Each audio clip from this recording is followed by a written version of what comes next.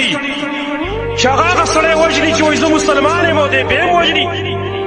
واورئ قاتلانو، کوم خلک چې د قتل ارادې لري، کوم خلک چې بدمعشانې کوي، واورئ خپل زبان لاس کې د حدیث واورئ. نبی صلی الله علیه وسلم هغه کس تناسبت کو فمد یده الیمنى، لاس عروت کو فقال ابى الله علی من قتل مسلما، الله انکار کو چې کوم کس مسلمان وجلی زه نه معاف کوم او زه استغفار دغه نه قبلوم. د مؤمن قتل، د مسلمان قتل دومره عظیمه ګناه ده چې په ورځ د قیامت باندې اوله فیصله چې د خلکو منځ کې کېږي هغه به د وینو په باره کې کېږي. راوړاندې شي قاتلان او مقتولان، لاول فیصله به د هغې کېدلی شي.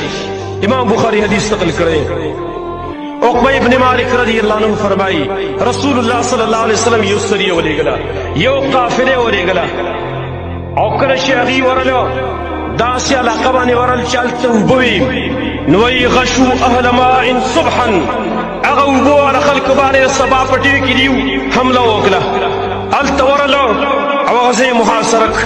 نو فبرز رجل من اهل الماء، هغه کوم خلک چې د اوبو په خوا کې اوسېدل پای کې یو سړی راښکاره شو. نو فحمل علیه رجل، یو سړي پې حمله وکړه.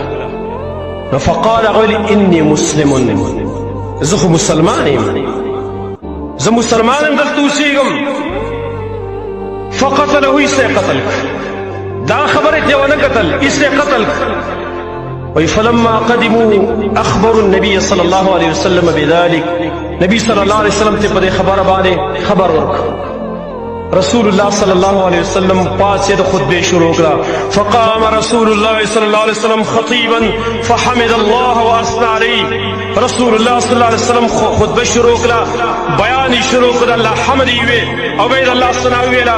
بیا ویل ما بال مسلم یقتل الرجل وهو یقول انی مسلم، څه کار دی د یو سړي چې هغه سړی وژني چې وایي زه مسلمان یم او دی بیا هم وژني.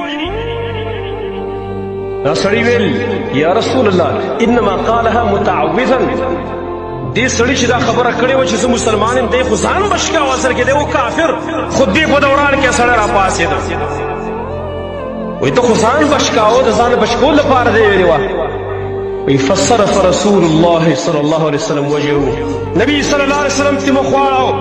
ومد یده الیمنى، واورئ قاتلانو، کوم خلک چې د قتل ارادې لري، کوم خلک چې بدمعشانې کوي، واورئ خپل زبان لاس کې د حدیث واورئ. نبی صلی الله علیه وسلم هغه کس تناسبت کو فمد یده الیمنى، لاس عروت کو فقال ابى الله علی من قتل مسلما، الله انکار کو چې کوم کس مسلمان وجلی زه نه معاف کوم او زه استغفار دغه نه قبلوم.